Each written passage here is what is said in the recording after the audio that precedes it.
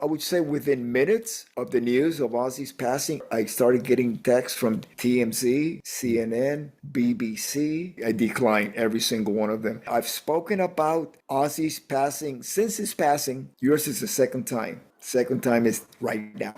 What's happening, beautiful people? Welcome back to another interview right here on Cassius Morris Official. Very happy to let you know that today's interview is brought to you by Wylde, the #1 t-shirt company you guys need to know about. Just take a look at the quality and the designs here from Wylde. Absolutely impeccable. I got my little spaceman on. We're gonna go up to the moon. Make sure to use the promo code CASS to save 15% off all orders. Shipping is worldwide. And make sure to send me a photo at Cassius Show when you cop your shirt.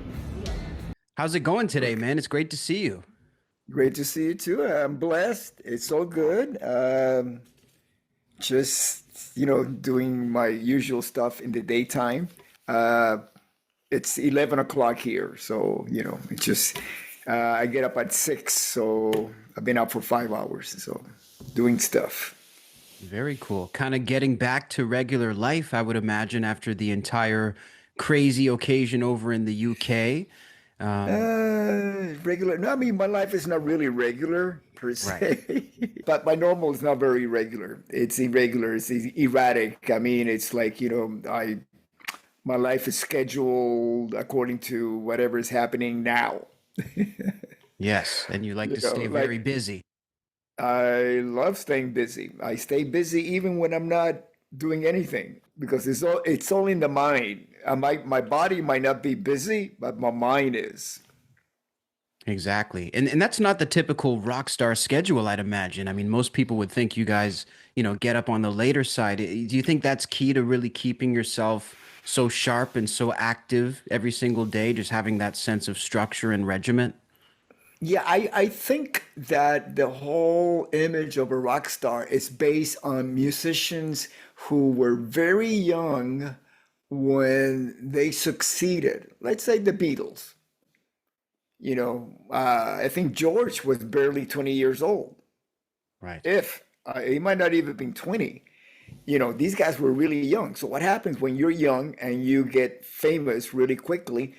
You have certain challenges of dealing with fame, dealing with your money, dealing with people wanting a piece of you. Because the easiest way for any nobody to become somebody is to enter the inner circle of a famous person, of a celebrity. It could be a sports actor, painter, anything, anybody with any notoriety. If you want to enter that circle, and if you're nobody, once you do, you're in. You're meeting the same people, hanging out with the same people, going to the same places. And in the world of music, it was very common to enter the circle by providing certain things that were illegal, Right. substances, So a lot of these musicians fell into that trap. Uh, we had, when I started listening to music before rock and roll Right. was invented. I'm 70, I'll be 75 in a few months. So I was born in 1950. Rock and roll came around 1955, and I was in Cuba, which means it came around even later than that. Right. So my my own personal journey of watching other musicians' journeys and having them as role models, was very much balanced between, ooh, look at how these guys are behaving, like let's say destroying a hotel room. That was supposed to be a rock star thing. Well, I was a refugee. I really was very appreciative of any money or any possessions because I lost everything when my family left Cuba. And it's not like your house is on fire and you can go back and you have some insurance and rebuild it. No, no. Once we left Cuba, it was gone. Right. We couldn't turn back. It wasn't like we changed our minds. We want to go back. No, this is it. Yeah. So I became very aware of the blessings that life gave me once my family had to make the decision to leave Cuba. Mm. And so here I am reading magazines about these, these rock stars that make my favorite music misbehaving. And I have thoughts about that. Meaning, in order for me to be at that level of, I wanted to be a rock star. Of course, who didn't? I was a kid. First I wanted to be a musician, but that just wasn't enough. There was a lot of musicians, but just a few rock stars. Right. And I wanted that. I wanted that adulation. Yeah, because as a kid, I was completely invisible to other kids, especially female kids, Mm. girls, because, I was weird. I was not, I wasn't, and there weren't too many Cubans around at the time, when we came not only to Miami, but my family relocated to New Jersey. Okay. So not a whole lot of Latinos there at that time in 1963. In Right. Jersey, they were mostly in the Bronx, you know, uh, and mainly, from Puerto Rico, not a whole lot of Cubans yet. And so, I wanted to be noticed. I wanted to stop being invisible. I wanted to be appreciated as a human being, and liked. So when I saw the reaction of the girls to the Beatles in 1964 on Ed Sullivan, I had just turned 13, and my parents had just gotten me and my brother one guitar that we shared from a Spiegel catalog, which was like a mail order thing, Okay. And that, it's come back to that. People now order things online, Right. Amazon, This is the and original Amazon back then. exactly. You- every few months, you would get this huge book with all the items available, and you would like fill out an application and you write down, what you wanted, and you send a check, and they will send it to you eventually. It will arrive, through the mail. Beats a Sears catalog. Sears catalog, Spiegel catalog, all of that. Yeah, exactly. And so that's how my brother and I, we started. We shared a lot of things again because my parents could not afford two of anything. You could Right. barely afford one, and so imagine, me and my brother, we are 4 years apart, and so my parents figure, okay, you guys share it. You play the guitar a little bit, and then you give it to your brother, and he plays a little bit. Okay, it worked out eventually, and yeah. So I was very very conscious about this. Like, I don't know about destroying rooms. When we came, to the United States, we were all in one room. We have Wow. no privacy, you know. And I remember my first hotel room when I went on tour with Ozzy Osbourne in 1981. I had my own room for the first time ever in my life. I Wow. had a room, and it was usually Holiday Inns. Back then, Right. it was very popular for bands to stay in Holiday Inns, and it was like, wow. And did I wanted to destroy it? No, hell no. This is my first hotel room. Wow. So that upbringing, it really stayed with you even when your life, because I mean you described that your life basically changed overnight when you joined that band. So even when that happened, it was your Yeah, upbringing that stayed at your core. yeah. There were some elements, some foundations that were laid upon each other, on top of each other. One was my family upbringing. They brought my brother and me correctly, right? They gave us the right tools. Uh, Spirituality being one of them. You know, being born in Cuba and raised in Cuba, very Catholic, very spiritual. It's not like we went to church every day, but there was a belief system, you know, that we followed, being Catholic. Uh, my parents did go to Catholic school, but we didn't. My brother and I, we didn't. I don't know, because my parents were they were not crazy about the way they were treated in Catholic school. Okay. So they didn't want to push that Yeah. onto you guys. Yeah, no, there was a lot of like the nuns. My mom, she got abused by the nuns, Ah, physically. They would do certain things, and she didn't want us to go through that. And my dad, kind of like the same, uh, with the priests, no abuse or anything, just verbal and making you do things physically that were unnecessary. yeah. And so my parents says, no, you guys, I mean, you're Catholic, you believe in, you're Christian, you believe in God. That's all you need to know. Right. That's where it ends. You Yeah, know, exactly. I'm curious when you talk about that because we've heard about bands sort of hazing new members or trying to push them into bad behavior. I think the famous story of Pantera with the breathalyzer comes to mind. Was that not an issue for you when you first joined Ozzy? I mean, given the amount of craziness that was happening, was it like, Rudy's being a goody two shoes, or did they actually like that about you? That is a great question. You're probably the first one who raised it, and I've only talked about it once. I wrote it in my book, Hmm. but back in 40 something years ago, it was tradition for bands to haze each other, Yeah. especially at the end of the tour. Like the headliner would haze the opening band.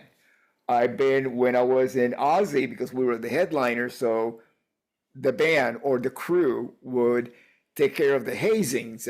Motorhead got hazed, and it's like silly stuff. Like you'd be in the middle, you're about to end your set, and the Aussie crew went on stage and started removing instruments, like unplugging stuff and removing like drums. And then before you knew it, you just had the drummer with a snare and a cymbal, you know, and they're doing like whatever Motorhead hit song, at the end, what is that very famous one? It Ace of just Spades? escaped. Ace of Spades, that Yes. one, yeah, yeah, and stuff like that. And let's say Def Leppard, they got hit with flour Oh, flour. Okay. over, yeah, bags of flour Wow. overhead. And on the last song, they just drop it on them, and they were all filled with flour.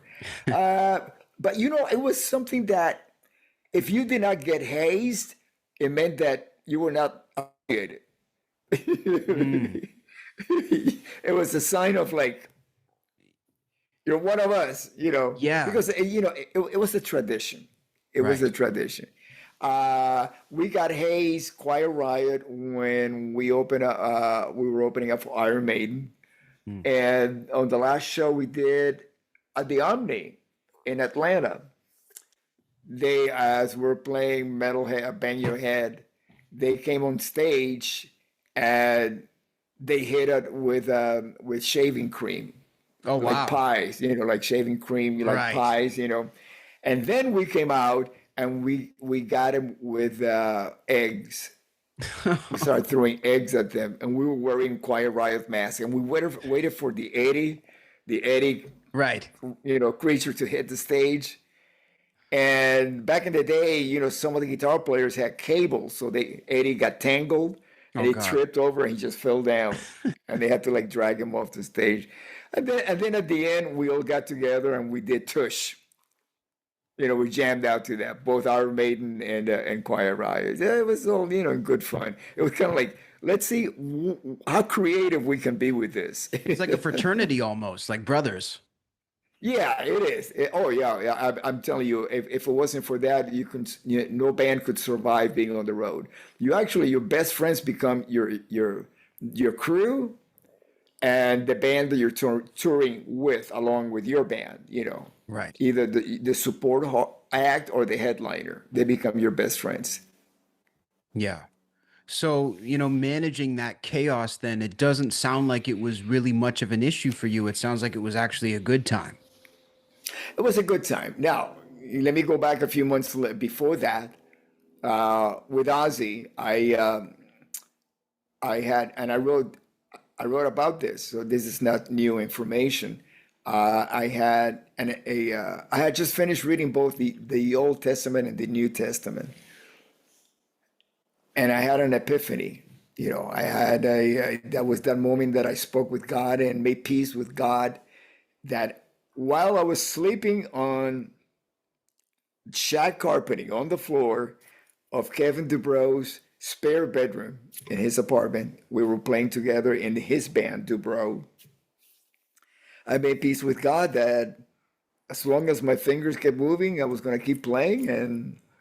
But if I never made it as a musician, that's my relationship with God is more important than anything else. And immediately, this sense of peace came over me that it was going to be okay. I did not know how, when, where, but it was going to be okay. And I had that. I had that foundation.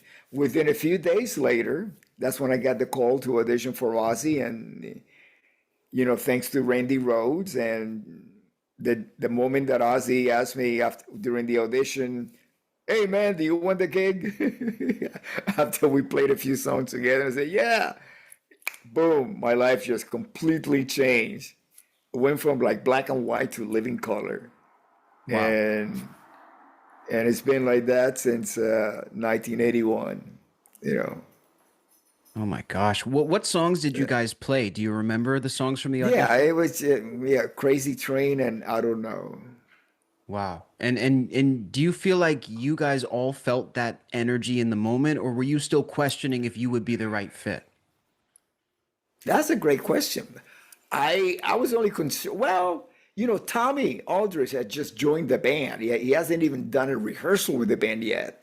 Wow. But of course, Randy not only wrote the music that the songs that we were playing, but he had been with Ozzy since November of 1979, a little bit, yeah, around that time. That's when he went over to England to Right. join Ozzy. So he had been for about maybe a year and a half with Ozzy, you know. So he was comfortable. He had the gig, But it was so natural. Tommy Aldridge, he had been around with Black Oak, Arkansas, and Pat Travers and some other bands for just about as long as Ozzy had been around with Black Sabbath. They even toured together. So Right. Tommy really did not have to audition or prove anything to Ozzy. Yeah, of course he could do the gig. He could more than do the gig.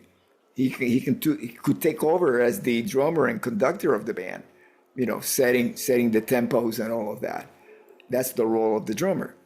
And so he was comfortable. I've never, I played with Tommy Aldrich in different bands after that.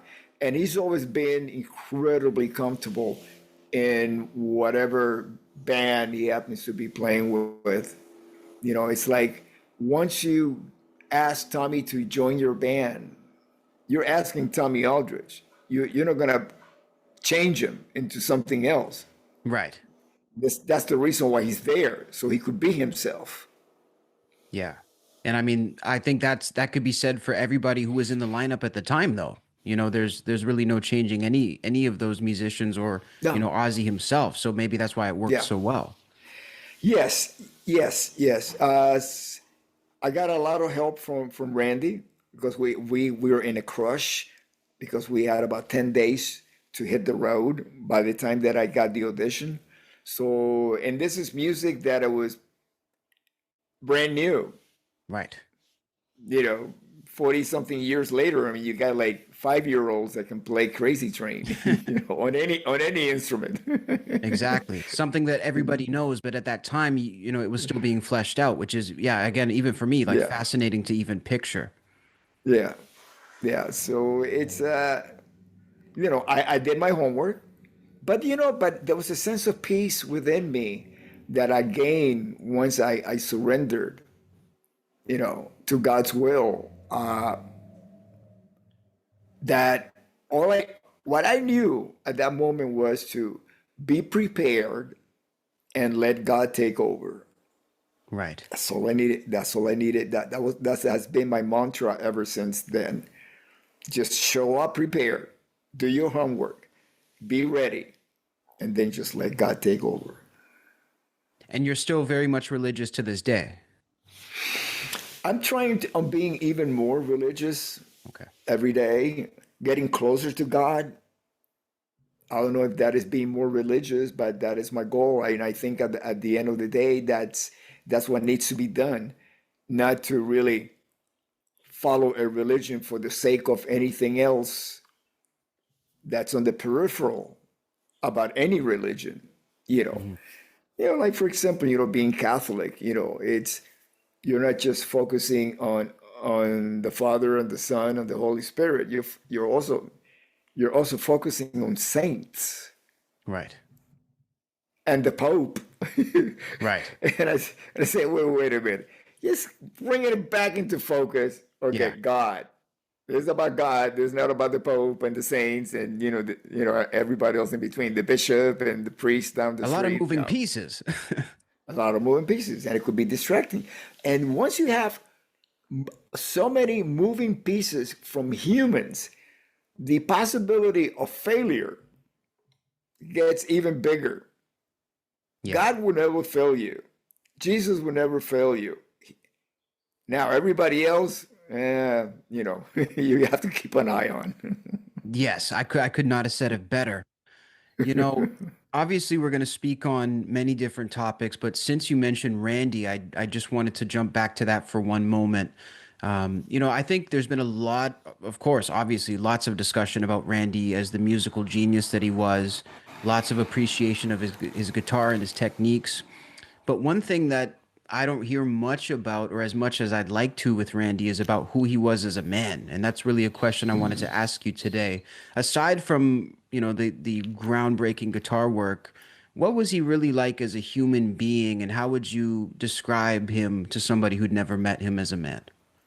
Yeah, in an age of technology, social media, where everything is more complicated than it's ever been in history, uh, it's hard to really put across how simple, what a simple man Randy was, which is if something did not suit his integrity, he would not get involved with it. Mm. It was all about in personal and musical integrity. And this happened the older he got. People write books about, oh yeah, Randy, when he was 17 years old, he did this and this happened. Well, I got to play with him until his last day on earth. And I started playing with Randy in 1978 when he was the local guitar hero in Los Angeles with Choir Riot. He was also a music teacher at his mom's music school, Musonia. And Randy was all about the music, always. We never even talked about religion or politics. We just talked about the music. That was it. Because the goal of Choir Riot was to get a record deal. Yes, there were two records that came out in Japan, but that was Japanese release. And 40, I mean, this is almost, this is 78, so we're talking about 47 years ago. Having a record in Japan didn't mean anything. Right. Hence is why Quiet Riot could not go on tour in the United States because there's no American record deal. And without that, you're zero, a Yeah. zero level. You're No ground internet, level. nothing, like you're saying. Nothing. Oh yeah, nothing at all. Okay, so the goal of Quiet Riot was to get a record deal and go out there and become professional musicians, touring and recording and so on. And in 78, the music industry in Los Angeles was focused on new wave and punk. So we were not getting anywhere as far as getting the attention of the record companies. So when Randy got the offer to join Ozzy, which has its own story, but just to getting to to the meat of your question about what was Randy like, his mom had to actually convince him to do it.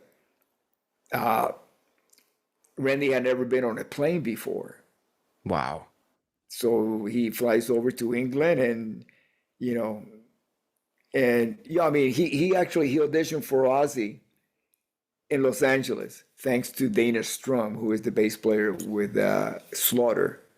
He's the one who insisted to Ozzy that you have to check this guy out. And Dana kept calling Randy, and Randy was not interested because he didn't want to leave home. He was like, "I'm fine," but his mom said, "If you don't take this opportunity, you might never make it," because things were pretty bleak for rock musicians. And I'm not talking about punk and new wave. I'm talking about glam rock bands that later on in the '80s made it on MTV, like Right. Motley Crue and Rad and Dawkins and so on, that including Quiet Riot. Yeah. And so nobody knew that, maybe 4 years later or 5 years later, things were going to change. But it actually took Randy to leave Los Angeles to go to London or England because Ozzy lives in Birmingham, used to live in Birmingham, which is about 2 hours away from London. So that's where they were based out of. Put the band together, then come back to the US and kind of like change everything. Because once Randy started playing guitar with Ozzy on stage, the whole world got to see that. Right. And it influenced a whole new generation of guitar players. So he had to leave LA, go to Birmingham, put the band together, make those two records, Diary of a Madman and Blizzard of Oz, then go back to the United States and make the impact, Man. which opened up the doors for the new wave of British metal that came, for Iron Maiden and Def Leppard and so on, who already were touring, but not in the magnitude that Ozzy started touring, because Ozzy he already was established, having been the lead singer in Black Sabbath. Exactly. So it's not like we started out at the bottom. When I started touring with him in the States, we're doing theaters, smaller places. We have Motorhead supporting the band, which is another part of the British, the new wave of British metal. And on the first leg, second leg, we had Def Leppard, another one.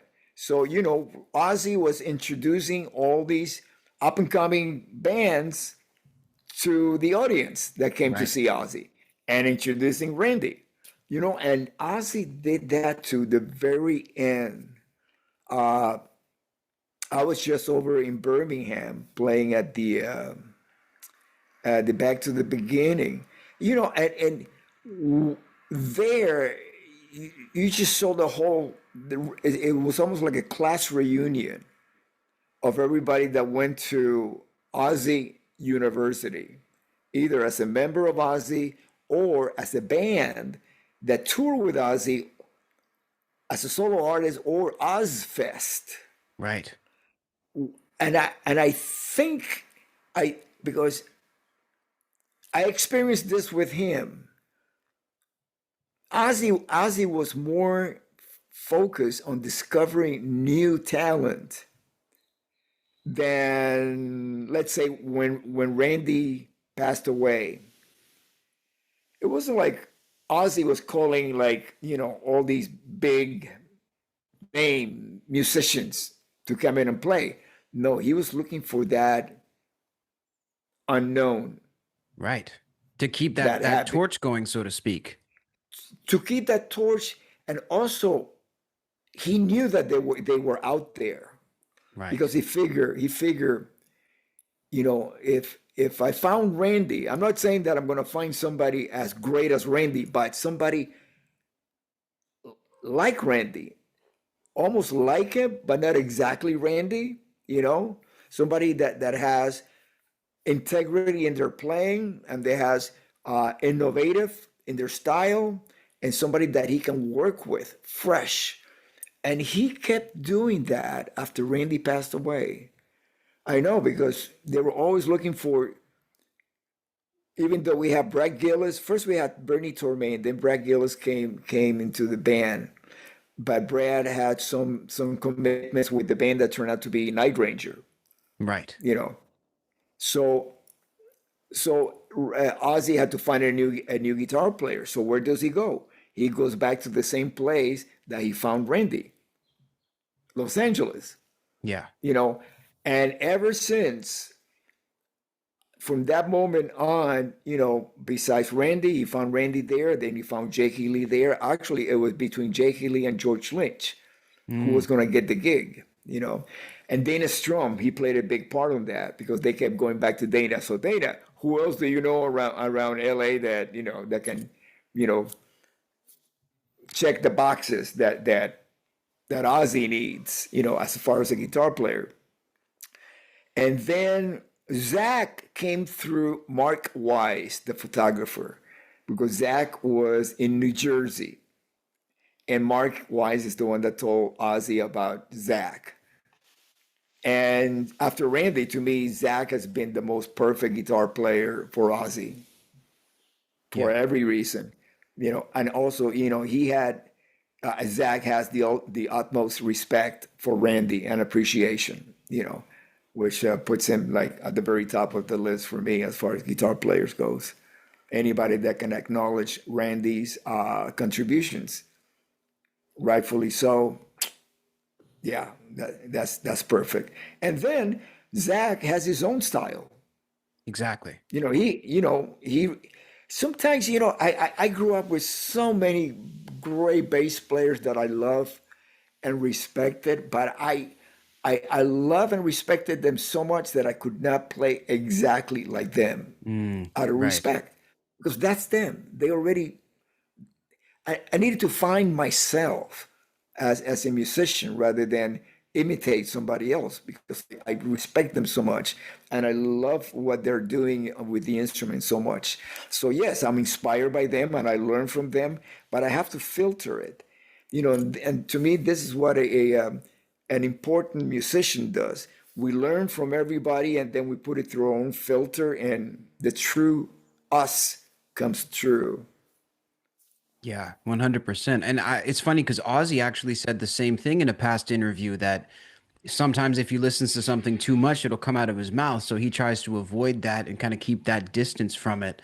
Again, it fascinates me how much everybody, like you said, it was like a class reunion for everybody in the Aussie world. It strikes me how similar the mindsets were for everybody, and the work ethic and the appreciation for the music, because it really sounds like everybody was on a similar mental wavelength. I mean, even having spoken with Zakk a few times, some of the things you're saying about Randy, I mean, they're very similar. It almost seems too perfect to be a coincidence in a way.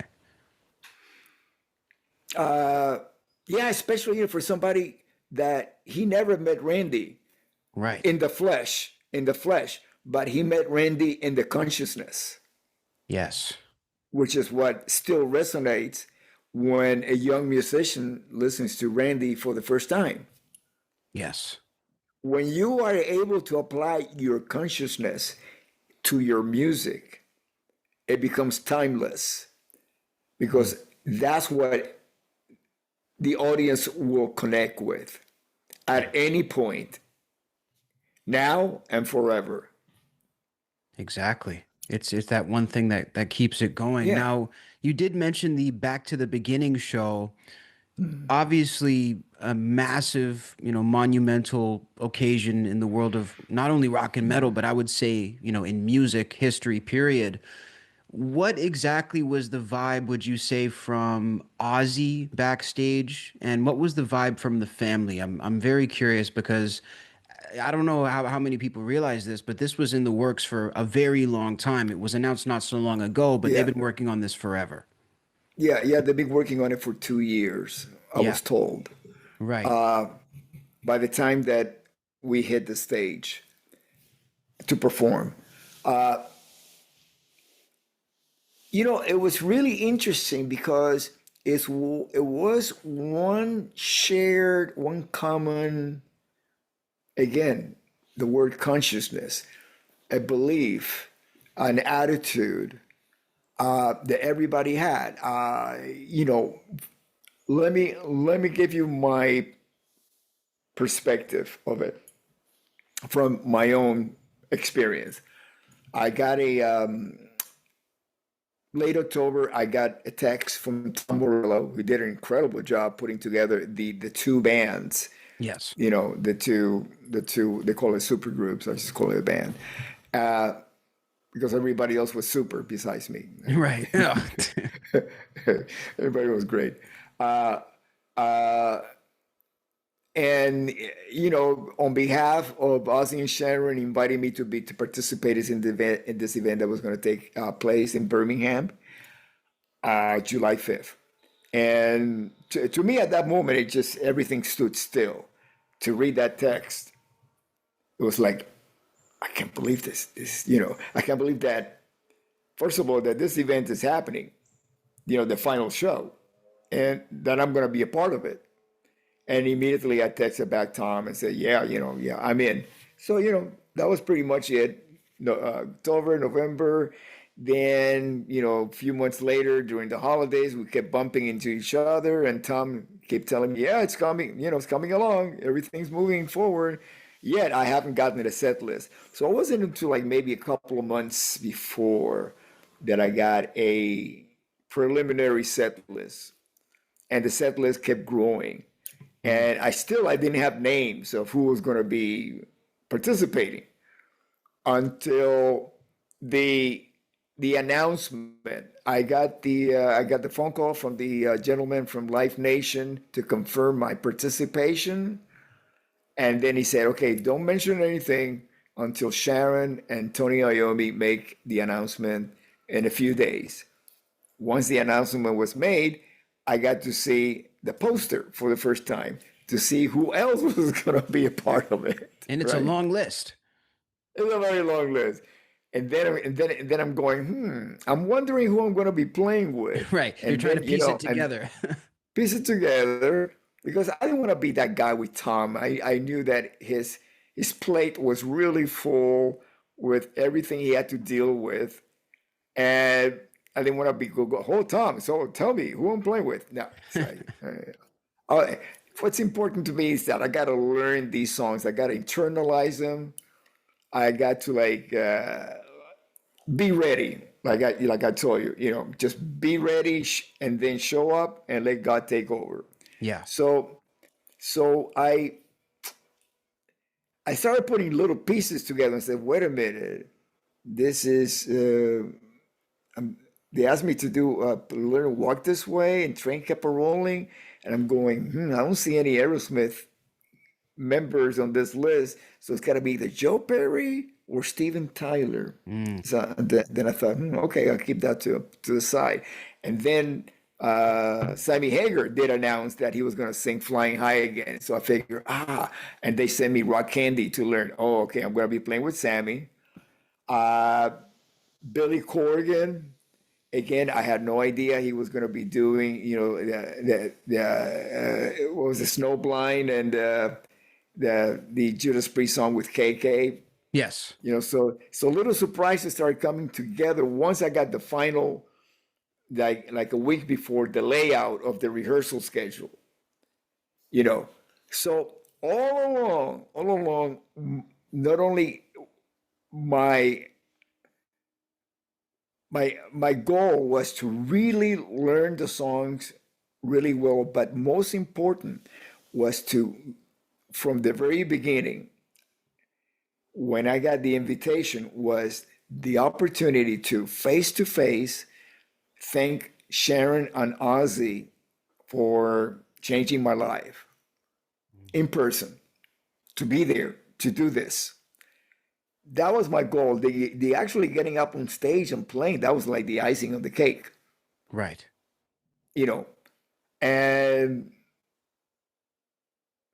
so I show up, then I realize that everybody else there is for the same reason as I had.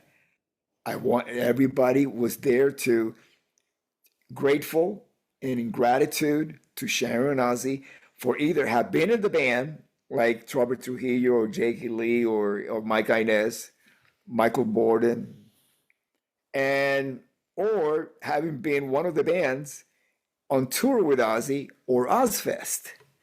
There was a link to everybody who was joined. And of course, you got Black Sabbath. So with me, it's a double whammy because I was I recorded Black Sabbath record with Ozzy, Speak of the Devil.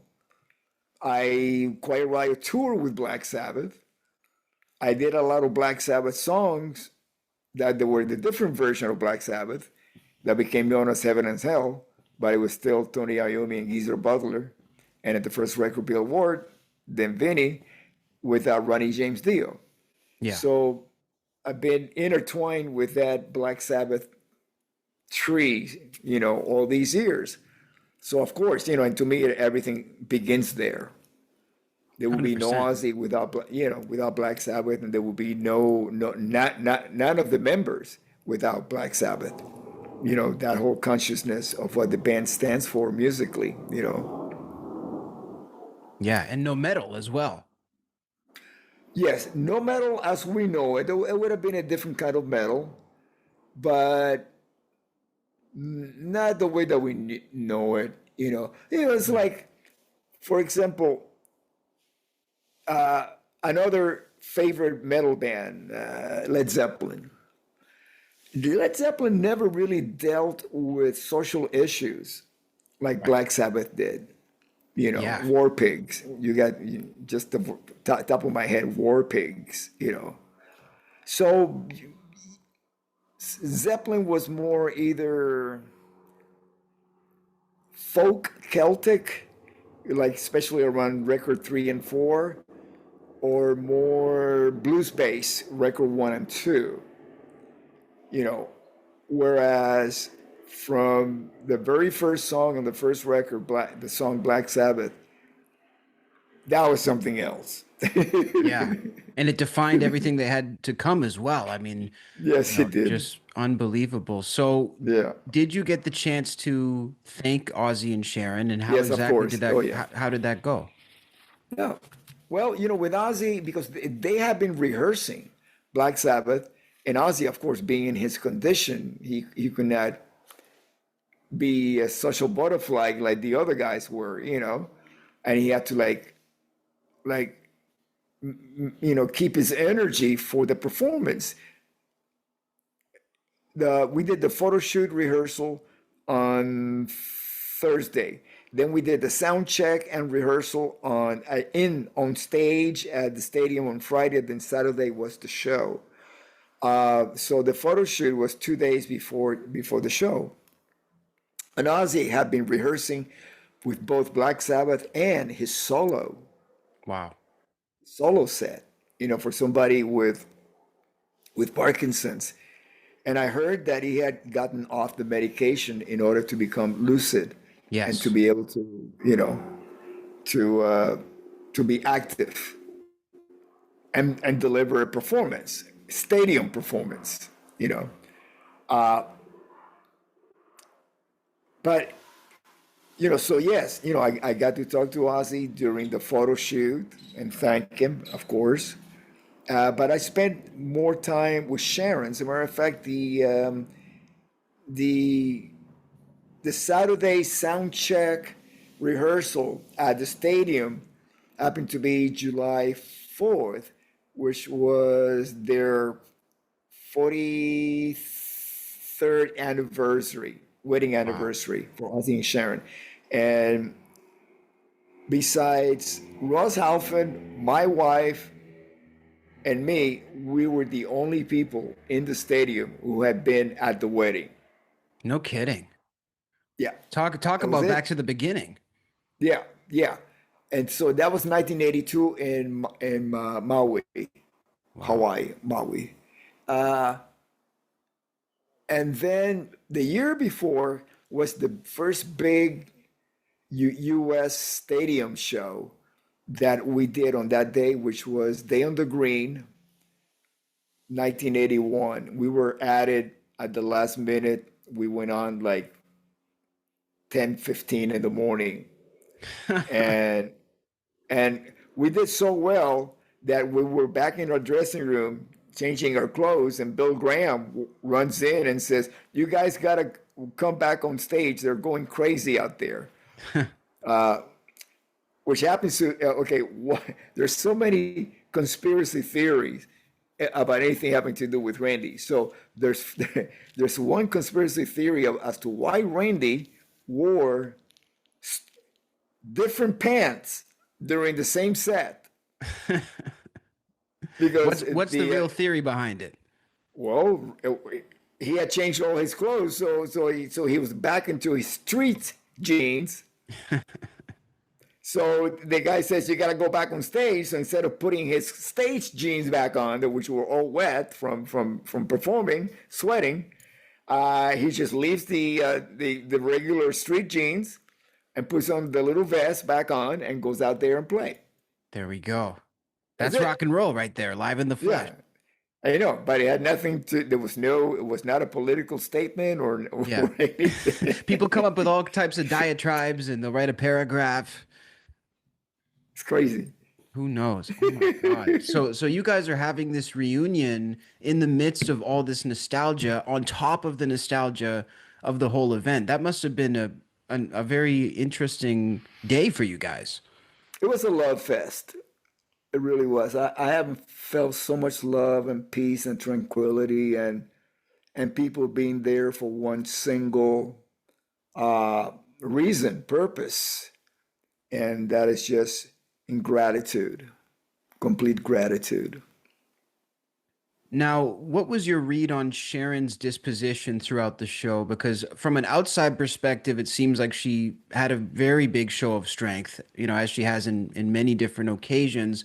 But obviously, this couldn't have been easy for her. And, I'm sure she knew a lot more intimate things about what was going on behind the scenes as well.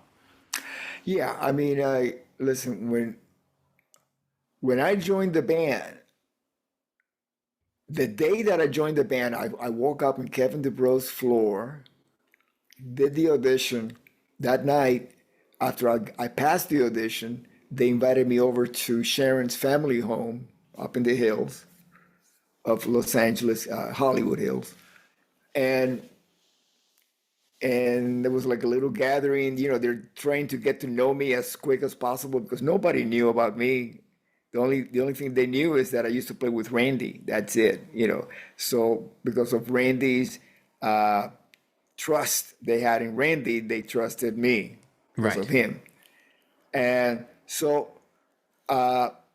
it went like this. Everybody went back to after the little gathering. We had to get up the next day to start rehearsals. So everybody, Tommy goes to his room and Sharon goes to her room, and it's just Ozzy and me talking. And Ozzy's telling me about Randy, how much he saved his career with these two records because they are just recorded Blizzard, but just finished recording Diary of a Madman.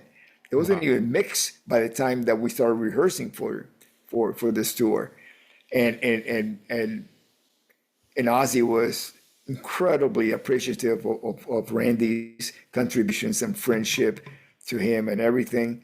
So so I'm listening to this and I'm like, wow, this is a great place to be at. There's so much gratitude and generosity and humility, and we're playing pool. And as he takes a look at me and he goes, "Man, you look like shit. You need some rock and roll, some rock star clothes." So he runs to his room, brings out the suitcase, throws it on the pool table, and he says, "Grab what you want." And Wow. I'm like looking at these clothes, and they're like, I was, jackets and shirts that I recognize from album covers and pictures in magazines, and I'm like, I can't grab this. This is too iconic. I mean, this.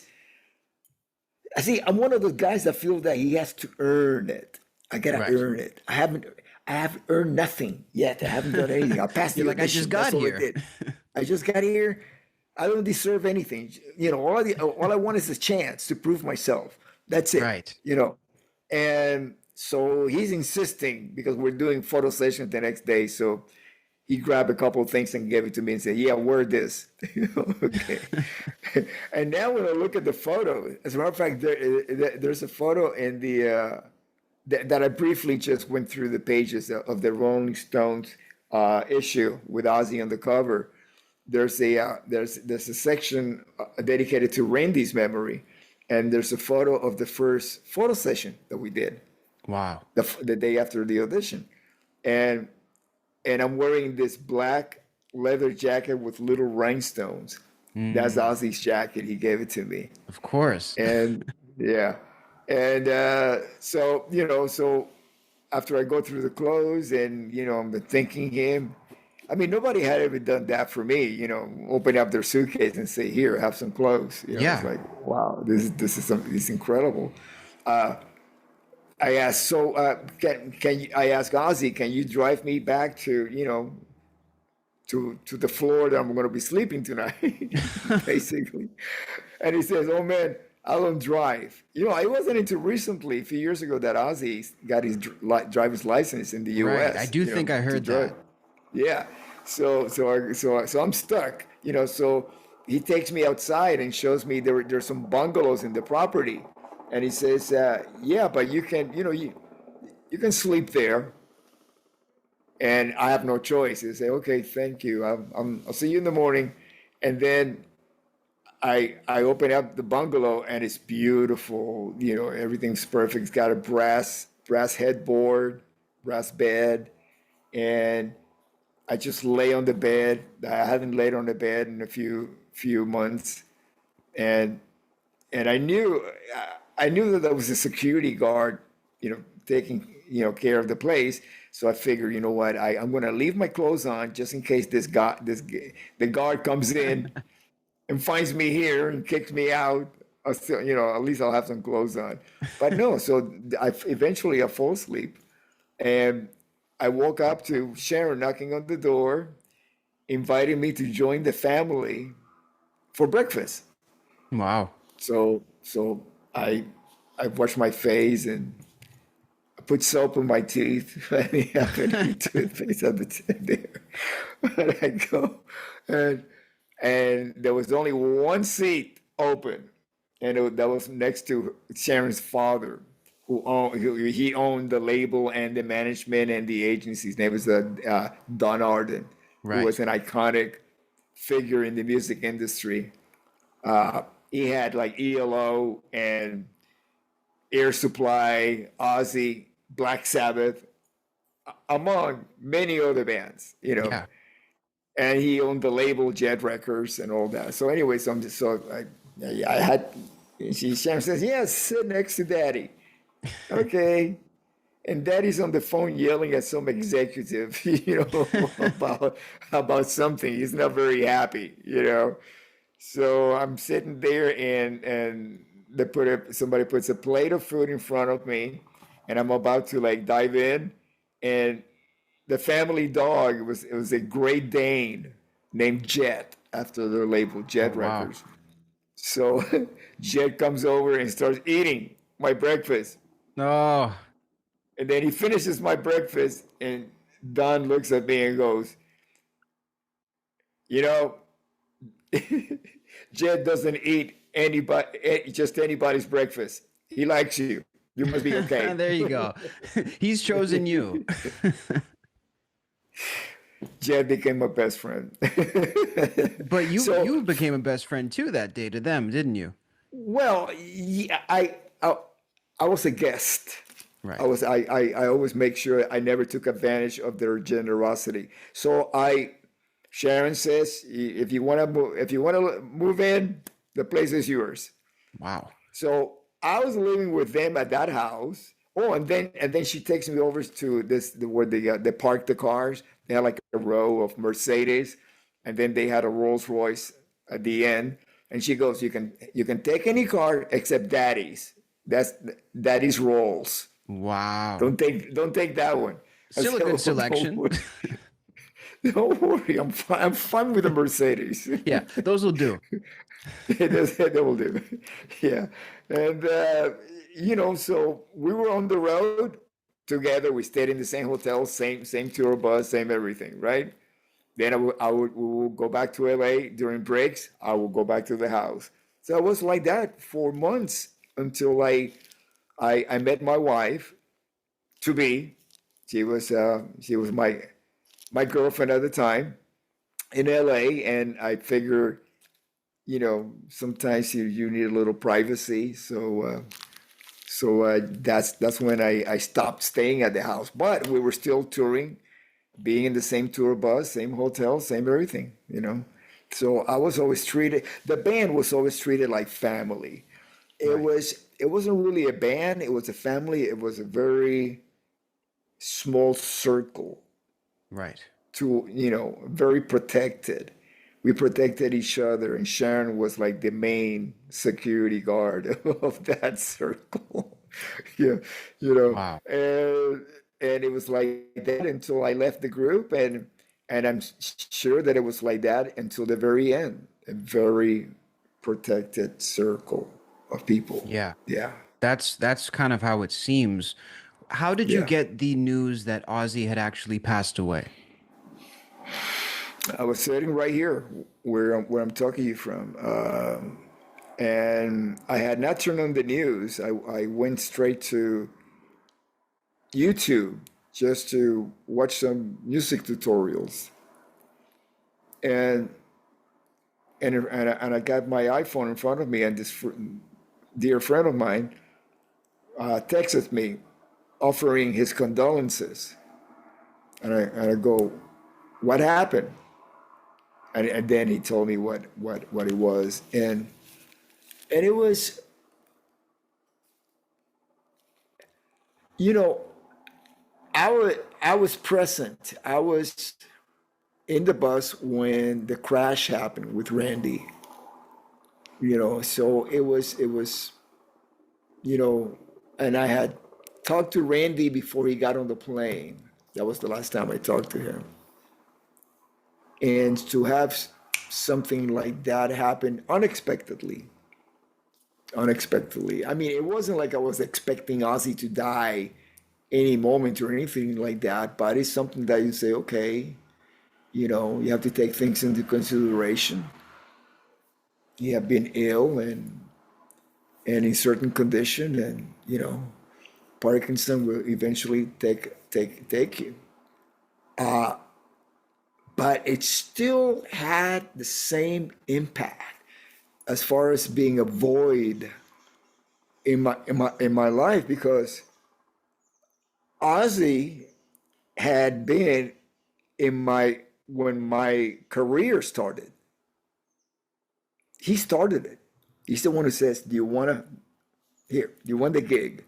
It was him. It was his decision. Uh, and then all of a sudden, that person's not there anymore. It took me a couple of weeks to really get a hold of understanding my emotions. Why was it I was going through a certain funk reminiscent of when Randy passed away. And it was, you know, a lot of times I go to bed with questions and I wake up in the morning with answers Hmm. because I'm all fresh. I'm fresh. When I wake up in the morning, the answer reveals itself. And it was because of the three people that were responsible for changing my life: Randy, Ozzy, and Sharon. He is the second one that is gone. And that has a major impact. It really, really has, because now I have to learn, just like I had to learn how to live without Randy in my life. Now I got to learn how to live with Ozzy in my life. And I'm not alone. There's a lot of people in social media that, of course, not for the exactly same reason as me, because my story is different from most people. I would say just about everybody. Uh, but it's still the same outcome. It's the same void. because people would tell you, oh well, I was in high school when I heard Ozzy, and he changed my life because he gave me comfort and this and that. Okay, so it's the same outcome. You're gonna fill this void because this person that you knew through his music is not with us anymore. So it's been, I think it's been he's had a global impact. His passing, you know, and just I think it was also the fact that we, we got to, in my opinion, we got to witness what in medical terms is called surge, a surge. It's also called a gift. When somebody it's near passing, they have this moment in their lives of lucidity. Many people in hospice have that. When all of a sudden, when they wake up one morning and they're like normal, like, and that gives everybody hope, all Right. the loved ones. Hope. It's like, well, wait, it's just, look, it's improving.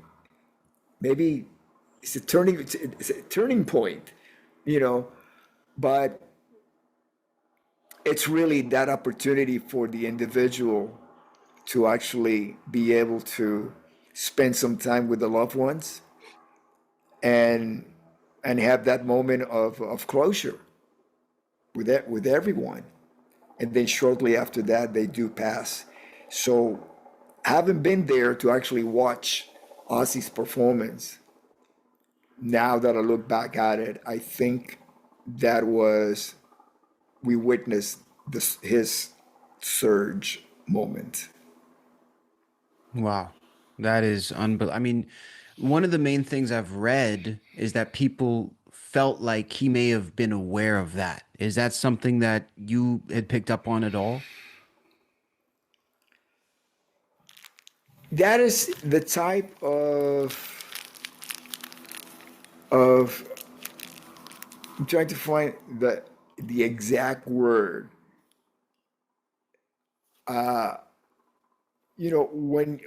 When you come to terms with something, acceptance. Even if I was not ready to accept it.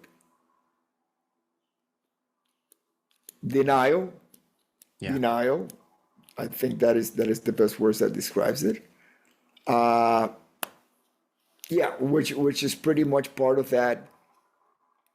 Again, going back to the surge, you deny that the person is any longer that they're ill.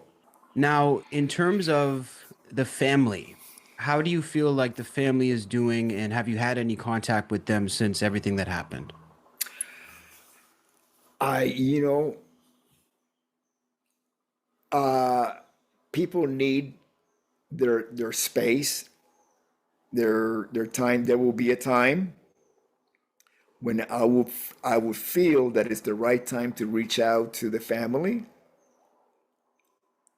Everything that I wanted to say, I said it already when we were gathered in Birmingham. Only thing that I can express is my condolences. But my gratitude, I was able to express that, my joy, and it's just to Sharon Ozzy, to the family. I was having conversation with Sharon when Kelly was present, and I told Kelly, this is on we were on the side of the stage at the stadium, and Sharon was there. Kelly was there. She was holding her baby, and I told Kelly, your mother saved my life, and she said, mine too. Wow. So the gratitude towards Ozzy and Sharon, it's not just from outside of the family, it's from within. Of course. Yeah, and I appreciate the fact that the people in the inner circle have been so respectful of the family. I think it's been pretty reprehensible to see a lot of the fake stories, the AI nonsense that's been going on. I think it would be nice if everybody would be as respectful as the people close to them and just let them deal with this right now. I would say within minutes of the news of Ozzy's passing, I started getting texts from TMZ, CNN, BBC, one of these conglomerate companies that would set you up with different interviews, and I just says I decline every single one of them. I've spoken about Ozzy's passing since his passing. Yours is the second time. First was for Guitar Player magazine. Second time is right now.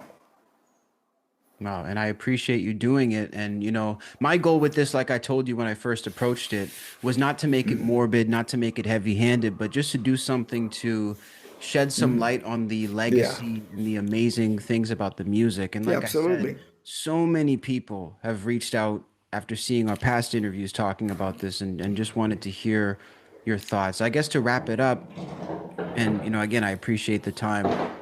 What do you want people to know about Ozzy? How do you hope he's remembered? And what exactly are you hoping happens from this point in terms of his legacy and his memory? Oh, I mean, there's so many things you can talk about his talent, but if if I was just gonna pick one, I like to pick something that not many people focus on, and it was his humanity, his generosity, uh, his incredible ability to pick up on talent. You know how Randy got to play with Ozzy. Ozzy just heard him noodling, warming up. They didn't even make eye contact. Randy was in the studio, Ozzy was in the control room, and Ozzy goes to Dana. Tell him he's got the gig. That's it. He had this incredible ability just for gut feeling or from the heart to actually make a decision, make the right decision. You know, and his humble, he's got to be he was the most humble. And the only other one that can even, that is in the same level was Ronnie James Dio. Very humble people. In Ozzy's case, one time we were on tour, and we did back-to-back tours. We did the Blizzard, took off a month off, then started the Diary of a Madman tour, and it was a lot of time away from home, especially for Ozzy. He still had a family back in England, and this is before Sharon and Ozzy got married, and Sharon turns to Ozzy and says, "You look awful. You look really sad." And he says, "Yeah, I miss my home." And she goes, "Listen, let me bring out one of your friends, your drinking buddies, and we'll have him on the bus. You can hang out with him, and he just made you. Hopefully, you feel better." So a couple of days later, this guy shows up, and regular, normal guy. He's hanging with us on the tour bus and so on. And a couple of days after he'd been there with us, somebody in the band asked him, "So what do you do at home?" And he says, "I sell vegetables on the side of the road." Oh my gosh. And I'm thinking, okay, Ozzy, all these years with Black Sabbath, his best friend sells vegetables on the side of the road. That is the most humble thing I've ever heard. Wow. That's his best buddy. He didn't care what you did or whatever. It was only like if if you and him resonated as human beings, that's what he cared about. Yeah. You know, The definition of working class. absolutely, absolutely. He was working class till the day he died, and nothing ever made him as happy as being on that stage, having fun with the audience. That's what it was all about. It was always the love affair with the audience. And, you know, Absolutely. as a member of the audience, we will always love him. We will always cherish him, Yeah. from my generation to generations younger than mine, you know, and beyond, you know. So, Rudy, I thank you for doing it, man. And it really means a lot to speak with you on this today. Thank you, Cassius. God bless you.